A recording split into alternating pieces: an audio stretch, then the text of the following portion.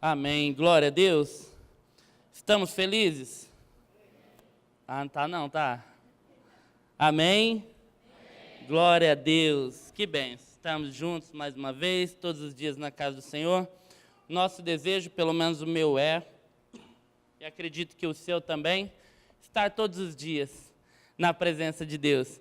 Eu digo sempre que o grande segredo da minha vida, da nossa vida, não é o quanto você tira para Deus, é se realmente você permanece conectado com Deus, não é?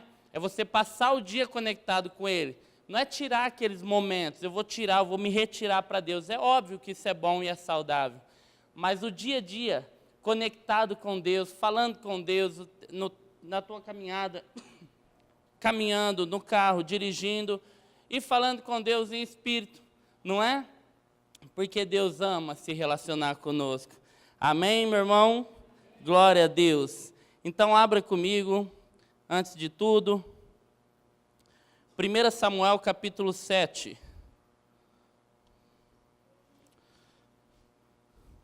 O texto diz assim: Vieram os homens de Kiriat Jearim e levaram a arca do Senhor, e a trouxeram à casa de quem? Tem alguém comigo? Abinadab, no outeiro, e consagraram a Eleazar, seu filho, para que guardasse a arca do Senhor. E sucedeu que desde aquele dia a arca ficou em Kiriat Jearim, e tantos dias se passaram, até chegaram a 20 anos, e lamentava toda a casa de Israel pelo Senhor. Meu Pai amado, Senhor das nossas vidas, nós te agradecemos, Pai, porque nós podemos sentir a presença do Senhor desde o momento que nós pisamos aqui. O Senhor nos veio ao nosso encontro, desde a nossa casa, nos trouxe até aqui, e por isso nós entendemos que o Senhor tem um propósito nessa noite. E o nosso coração se abre, Pai, a nossa mente se abre agora em nome de Jesus, para receber aquilo que o Senhor tem para fazer nas nossas vidas. Por isso nós te damos liberdade, como barro que somos, e o Senhor como oleiro que é. Tu tens total liberdade de fazer aquilo que o Senhor tiver que fazer nas nossas vidas, em nome de Jesus. Amém? Querido, nós vamos falar um pouco de trazendo a arca, da arca do Senhor, as maneiras que nós podemos carregar, os fundamentos, aquilo que nós devemos fazer, como nós temos carregado, trazido a arca, ou caminhado, guiado ela, mostrado ela, quem é a arca, o que é a arca nos dias de hoje. E um texto tão lindo como esse, os caminhos que a arca teve desde da queda de Israel aqui, desde o momento que os filisteus tomaram aquela nação, mataram os filhos do sacerdote, e o sacerdote depois ele morre ali, a arca é tomada de Israel à força. Quando Israel vai travar uma batalha com os filisteus, nós vamos discorrer um pouquinho dessa história para a gente chegar onde nós queremos. E os filisteus acabam ali vencendo aquele povo, e no momento que eles vencem, eles estão vencendo, Israel, ele começa, o pessoal, aqueles que conheciam, que sabiam a figura da arca, o que a arca representava para aqueles homens, para aqueles soldados, eles correram, pegaram a arca e começaram a trazer para o meio do arraial, para o meio do lugar onde era o acampamento ali. E é interessante que a história diz que quando eles começaram a chegar com a arca, quando os soldados viram a arca chegando, eles começaram a dar como a vitória como certa, porque aquilo era o maior símbolo da presença de Deus, era a própria presença de Deus ali. E aquela caixa envolta de ouro, com seus querubins, começou a chegar, e aquele exército começou a gritar, a bradar um brado de vitória muito alto, que os filisteus se assustaram. O que está acontecendo no meio desse arraial? O que está acontecendo no meio daquele povo? E um dos informantes disse: a arca do Senhor foi trazida. E aqueles soldados dos filisteus, eles temeram muito. Eles disseram: agora o Senhor está no meio deles. O Senhor que fez tantos sinais, o Deus dele, que mataram tantos povos, que trouxe tanta libertação, para aquele povo, estar no meio deles, que venceu tantas batalhas, está no meio deles, a vitória agora é deles, nós perdemos essa batalha. Mas o exército dos filisteus se fortaleceram a ponto de destruir aquela batalha foi vencida por eles. E quando aquela batalha foi vencida, aquele que era o maior símbolo de guerra e vitória foi tomado. E no momento que aquilo foi tomado, eles trouxeram para a Filistia, ali para a Filisteia, e quando eles trouxeram, eles também mataram os seus representantes, que eram aqueles sacerdotes, aqueles que assistiam diante da arca, que serviam no templo, aqueles que carregavam a arca. Ofni e Finéias, os filhos do sacerdote Eli. E quando eles mataram aqueles homens, um dos informantes correu para Israel, correu para o seu povo, e ali informou aquelas pessoas do que tinha acontecido. A arca foi tomada. Aqueles que carregavam a arca foram mortos. Os que assistiam diante dela foram mortos também. E quando ele ouve aquela notícia, ele é tomado de uma profunda dor, que ele cai de costa, a Bíblia diz que ele cai de costa, quebra o pescoço, e o quê? Ele morre. Mas é interessante, se você se atentar na história, quando ele fala desse texto, a história parece que ela salta aos nossos olhos, que ele é movido de dor, não quando ele ouve que os filhos morreram. É interessante que você lê o texto, te salta aos olhos que ele é movido de dor no momento que eles disseram, seus filhos morreram, e a arca foi levada. E quando ele ouve aquilo, a arca foi levada toda a representatividade do que é Deus na vida deles. O símbolo de vitória, de esperança, o símbolo de tudo na vida deles foi levado. E naquele momento, ele vira, ele cai, imagino que ele infartou, é óbvio que as escrituras não vão dizer isso. Ele cai de costas, quebra o pescoço e morre. Aquela informação, ela começa a se espalhar. E quando a nora dele, uma das mulheres de um dos filhos, ela ouve aquela notícia, ela está grávida. Quando ela ouve aquela notícia, ela é tomada de muita dor, de muita angústia. O meu marido morreu, eu estou grávida, e a glória do Senhor se foi. A glória do Senhor foi tomada de nós. O maior símbolo daquela nação foi tomada. E é interessante, mais uma vez, que você lê o texto, você vai perceber que a ênfase de quando ela cita a glória do Senhor foi tomada, não é nem quando o marido morre. E quando ela diz a glória do Senhor foi levada, antecipa-se o parto dela, que ela estava grávida. Aquilo se antecipa porque a emoção, aquele momento, a intensidade daquele momento, e antes dela morrer, ela já está agonizando. E uma das coisas ela diz, que é muito importante para nós entendermos: o nome deste menino será Icabod. Por quê? A glória do Senhor foi levada. A glória do Senhor foi levada. E ela morre, enfim, acontece aquilo. A arca é levada para o território filisteu.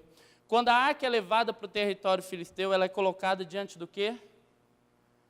Do maior símbolo de conquista, o maior símbolo de autoridade, o Deus filisteu, Dagon. E ela é colocada diante daquela estátua, imagino eu que alta, imponente, como um sinal de humilhação. Eles colocam aquela estátua aos pés daquela estátua, como um sinal de humilhação ao nosso Deus. Mas ninguém brinca e ninguém zomba desse Deus. E é interessante que a história, ela dá ênfase, mais uma vez, na importância dessa arca. Ela diz que ao amanhecer, a estátua o quê? Ela cai de rosto em terra. Eles vão lá, ajustam, imagina, foi um vento, né? Às vezes, né? Não sei como que estava, às vezes não estava chumbado direitinho no chão, não é verdade? Às vezes quem colocou lá esbarrou na estátua. E mais uma noite vira. E pela manhã, aquela estátua que já tinha se colocado de pé novamente, ela amanhece sem a cabeça e sem as duas mãos. E aquele povo, me perdoe, gente, já Sara. E aquele povo começa a perceber algo. Nós fizemos algo de errado. Nós mexemos com quem não podíamos mexer. Nós tocamos em algo que não podia ser tocado. Nós tocamos na presença de Deus. Nós tocamos no que é sagrado. Nós tocamos no que é santo. E alguma coisa está acontecendo que nós não estamos entendendo. E eles chamam os anciãos, os sábios, os conselheiros. O que nós vamos fazer? O nosso Deus não está dando conta de ficar diante do Deus deles. Eles entram no consenso, vamos tirar essa arca daqui. Vamos tirar ela daqui. E eles tiram essa arca dali. Essa arca ela é levada para Gate. Quando ela é colocada em Gate, um outro pedaço ali daquela cidade, daquele reino, algumas coisas começam a acontecer. Algumas Bíblias elas vão dizer que aquele povo, estava sendo tomado de tumores. Outras Bíblias vão fazer uma referência um pouco mais insana. Ela vai dizer que aquele povo estava sendo tomado de hemorroidas enormes. Eles estavam morrendo por aquilo. E ninguém estava entendendo, porque aquilo não era comum acontecer, desde o mais jovem ao mais velho. E eles reuniram novamente os sábios, os anciãos, e vamos entender o que está acontecendo. Eles disseram, lá a estátua caía. Aqui o povo está adoecendo e morrendo. Eles tiraram mais uma vez dali, levaram para Ecrom e novamente o povo começou a morrer de tumores e hemorroidas. Então vamos fazer uma coisa. É aquela coisa. Eu tiro deles para enfraquecer. Só que quando eu tirei deles para enfraquecer eles, o meu povo começou a morrer. Então eu prefiro ficar com o meu povo forte do que eu exterminar todo o meu povo. Então vamos fazer uma coisa, vamos jogar sorte. Nós vamos fazer uma carroça, colocar a arca em cima, colocar bois em cima dela. Se ela for por um caminho, se os bois forem por um caminho, foi o Deus dele que deu uma sentença aqui. Se ela não for, é porque é uma mera coincidência. E aqueles bois, eles caminharam, e eles entenderam que aquilo era uma sentença de Deus. Ninguém toca no que é sagrado, ninguém toca na presença de Deus. E quando aquela arca é levada, alguns sacerdotes viram ela chegando, eles foram em busca dela. Essa arca ela foi depositada na casa de Abinadab. Algumas coisas acontecem depois, mas ela foi depositada na casa de Abinadab. E quando ela é depositada na casa de Abinadab, é levantado Eliezer para cuidar da arca. E ele cuida, e tudo normal. A arca está ali, está tudo na bênção, está tudo tranquilo. E aqui eu já quero trazer um parênteses para a tua vida. Viver com Deus não pode ser mediano, meu irmão. Você não pode viver uma vida com Deus medíocre ou mediana. Porque talvez você pode servir a Deus de qualquer maneira, sentar na casa de Deus, sentar aqui, servir a Deus. Mas pouco preocupado você está com a presença de Deus. Você pode até abrigar a presença de Deus, porque isso é consequência de uma declaração que você faz. Quando você veio aqui, se prostrou diante do Senhor, você diz, Senhor, eu te recebo como meu único, suficiente Salvador da minha vida. Ali se abriu uma porta para que o Espírito Santo habitasse dentro de você. Só que abrigar a presença do Espírito Santo não quer dizer nada se você não ativar ela dentro de você. Por isso você vai ver muita gente passando 20 anos, como essa história relata. A arca estava dentro da casa de um homem durante 20 anos e nada, exatamente nada, aconteceu. Porque é possível que você sirva a Deus a tua vida inteira, sem experimentar o que Deus tem para a tua vida. Sabia disso ou não? Aí por isso que você vê tanta gente frustrada com a igreja. Porque eu sirvo a Deus, eu canto, eu oro, eu prego, eu tenho célula, eu faço visita, faço um tanto de coisa, mas não quer se relacionar com Ele. Está muito preocupado em ter a arca, mas não quer se relacionar com ela. Aquele povo fica frustrado, porque isso aqui é um símbolo. Gente, isso aqui é um símbolo. É eu pegar a presença de Deus e colocar dentro do meu quarto. É eu fazer com que todas as gerações experimentaram tantas coisas tremendas, tantos sinais poderosos.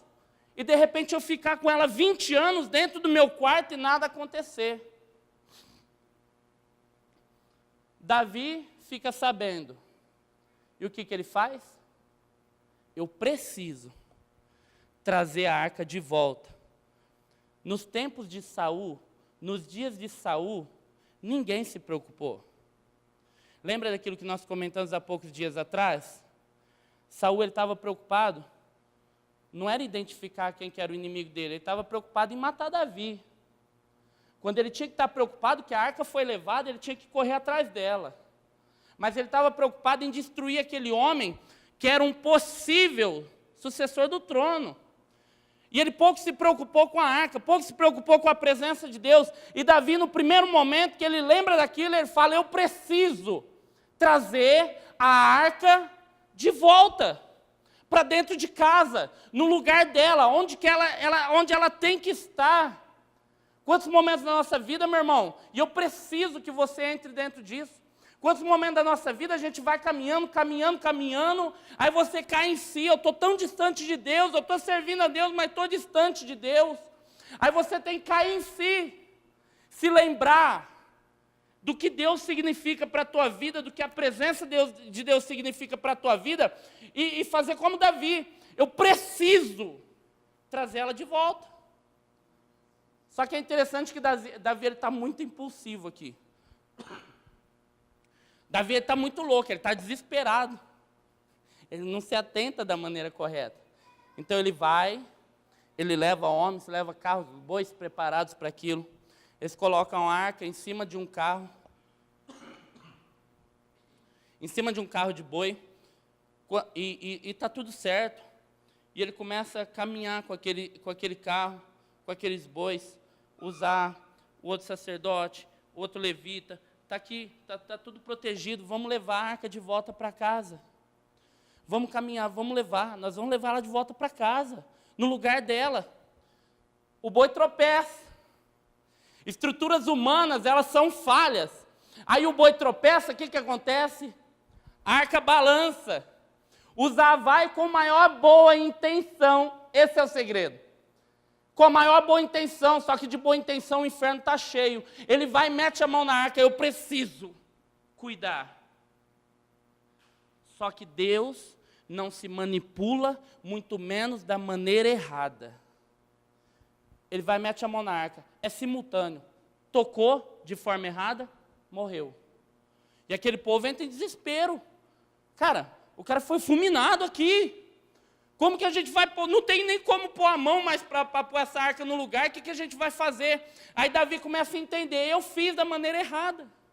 Ele entra em desespero, eu fiz da maneira errada. A arca não é para ser conduzida por estruturas. Meu irmão, você pode vir para a casa de Deus, acredite no que eu vou te falar. Deus não tem um compromisso com essas paredes.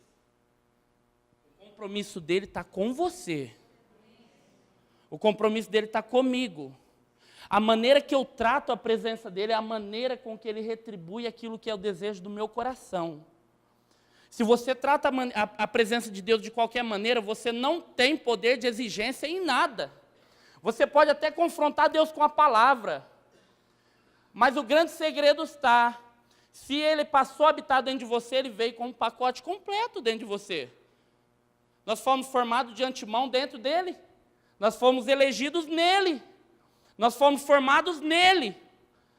Se quando ele passou, ele nos tirou de dentro dele e nos formou, e depois ele resolve habitar dentro de nós, ele é perfeito. Então tudo que é perfeito foi depositado dentro de você.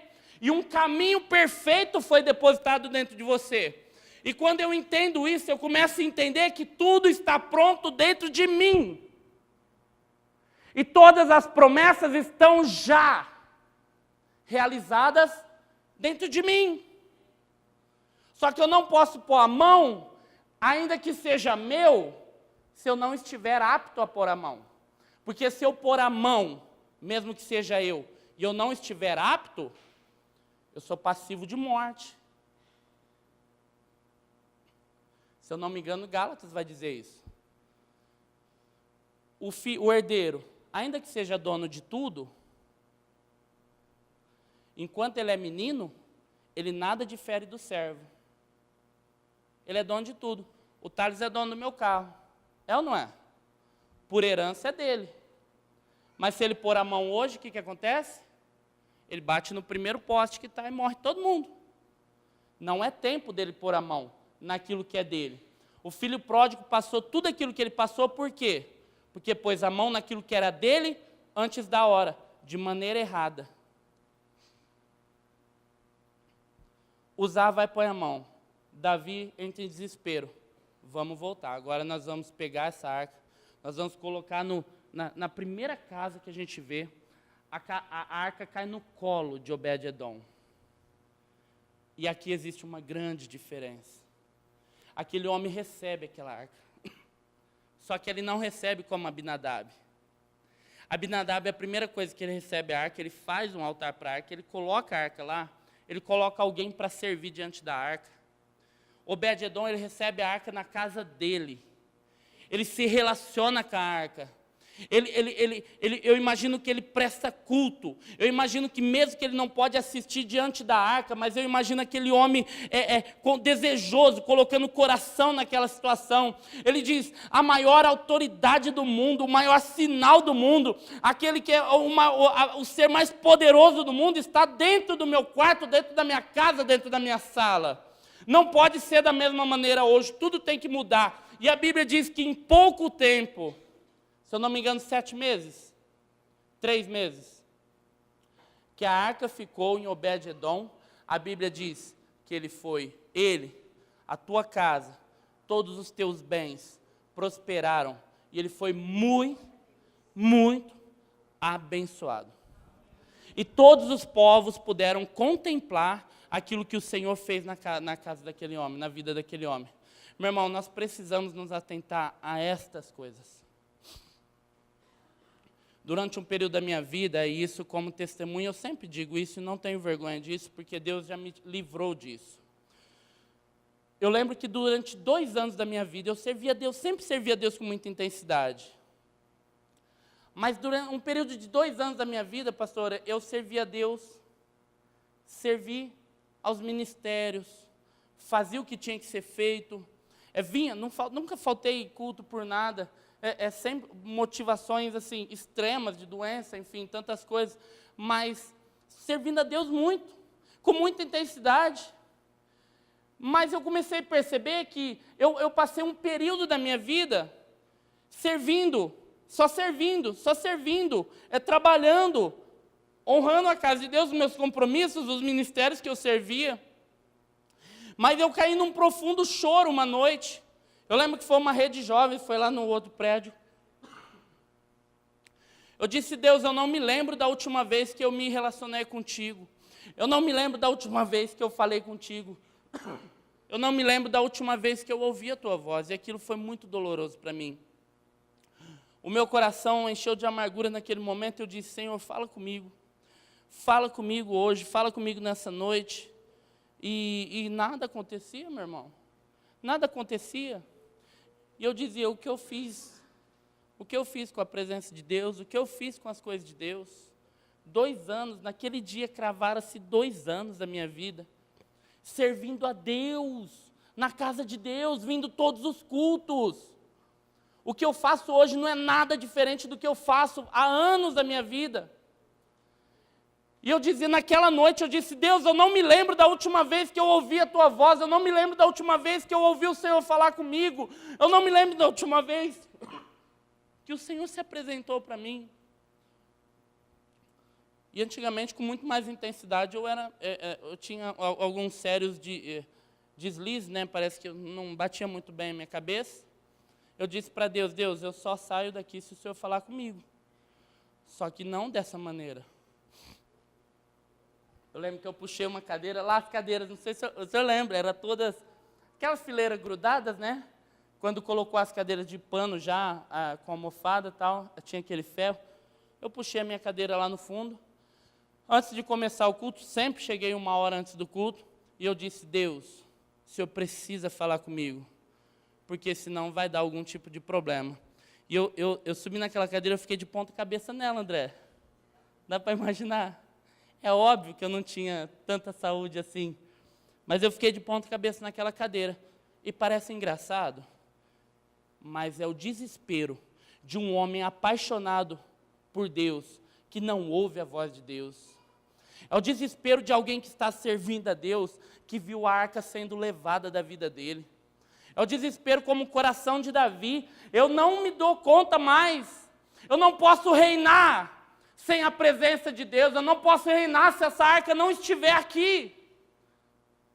Querido, isso que nós vimos hoje é fantástico. As crianças servindo a Deus, pouca idade, como eu queria. Eu não tive oportunidade, mas eu comecei a servir a Deus com 17 anos, imagina, eu não me lembro direito. Mas isso é fantástico. É fantástico eu olhar para o meu filho e eu ver ele orando antes de dormir. É fantástico eu olhando para a minha família e eu ver minha esposa adorando, e você olha para a tua família, pastor Paulo, toda a família servindo, as crianças. O que nós temos feito com essa arca, com essa presença de Deus? Meu irmão, quando nós citamos arca, nós estamos falando de coisa material, de um lugar que nós depositamos Deus, mas hoje essa arca está dentro do nosso coração. O próprio Deus passou a habitar dentro de nós, dentro de mim e de você. Por isso nós falamos com tanta intensidade, o nosso desejo é que o teu coração se encha de Deus nessa noite. Qual que é a diferença de Davi? Eu lembro na célula, às vezes a gente brinca, né? Como que é difícil a gente se comparar com homens de Deus do passado. E eu digo assim, realmente, você lê as Escrituras, você vai se comparar com quem? Com Eliseu? Tá maluco? Com Elias? Com Moisés? Com Abraão?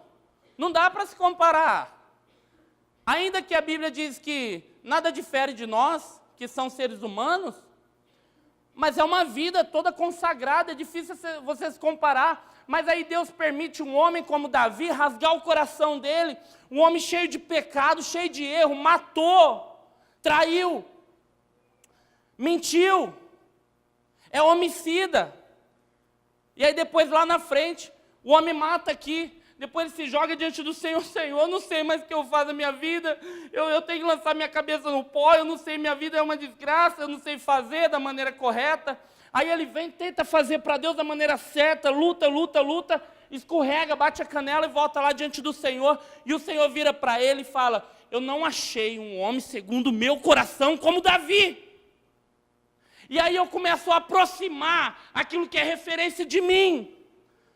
Porque o fato de você errar, o fato de você pecar, não muda o teu valor diante de Deus. O que vai mudar é a referência que você faz com isso daqui. O que você tem feito da presença de Deus na tua vida? Qual é a maneira que você tem conduzido a presença de Deus diante dos teus filhos? Quando o teu filho olha para a tua vida, e quando você serve a Deus, ele tem que olhar um Cristo na tua vida, porque ele não sabe ler. Então nós somos a Bíblia, que essas pessoas não têm acesso. Se a arca está dentro de mim, como que eu me apresento diante da minha família que não conhece o Senhor? Tem muita gente, acredite, que quando você evangeliza, você é taxado de otário, porque a maneira que muitos se apresentaram diante dele, falando de Jesus, foi de uma maneira hipócrita, porque aí ele olhava para ele e falava assim, você, já viu isso? Você falando de Deus para mim? Você crente? Testemunho, como nós temos carregado a arca, como que eu tenho apresentado a presença de Deus diante dos meus filhos, porque é muito fácil vocês olharem aqui e eu trazer os três aqui, vamos orar, filho, a gente ora, chegar em casa totalmente contrário àquilo que eu estou apresentando aqui. Meu filho vai crescer com isso no coração, isso é uma mentira, isso é uma falsidade, servir a Deus é uma falsidade. O meu pai é um grosso, é um cavalo, ele não sabe me tratar. Depois ele vai lá na igreja e quer levantar a mão e adorar. A gente brinca na célula, né? É com essa mão aí que você vai levantar, é com essa mão que você vai tomar a ceia, né? A gente brinca, né? Algumas coisinhas. Mas, meu irmão, é muito mais sério do que a gente imagina. Davi, ele se responsabilizou em trazer a arca de volta.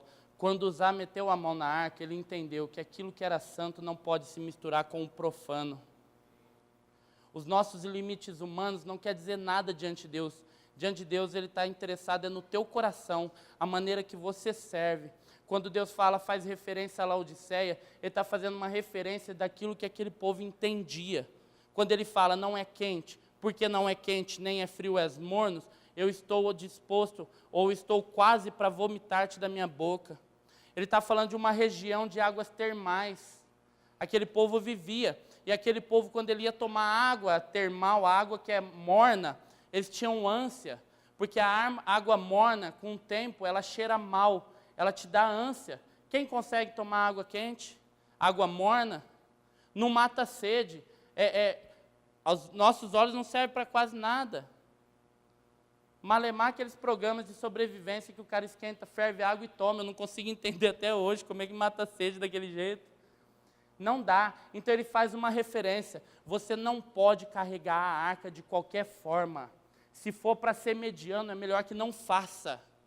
Se for para ser mediano, é melhor que não faça. Faça da maneira correta, faça da maneira santa. Apresenta a arca de maneira santa, para que todos os povos vejam quanto você está sendo abençoado, porque a presença de Deus está na tua vida. Da maneira que eles olharam para Obed-Edom, todo aquele povo, a circunvizinhança, aqueles povos vizinhos, olhavam para a casa daquele homem não tinha nada.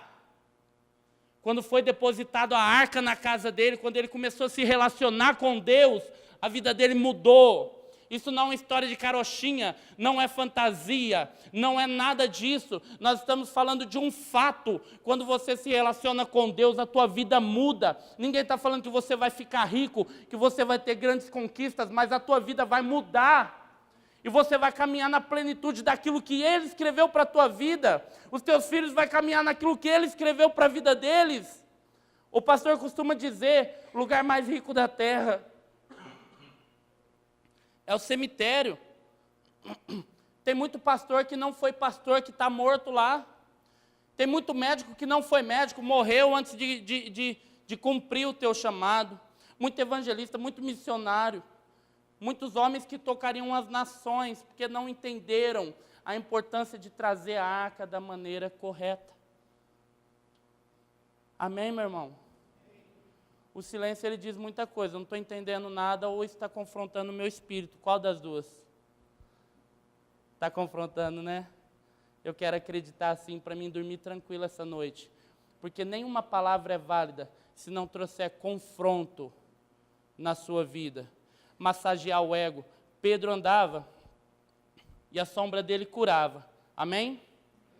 Ele estava fazendo um caminho e uma mulher todo dia chegava nas costas dele. Esse é homem de Deus.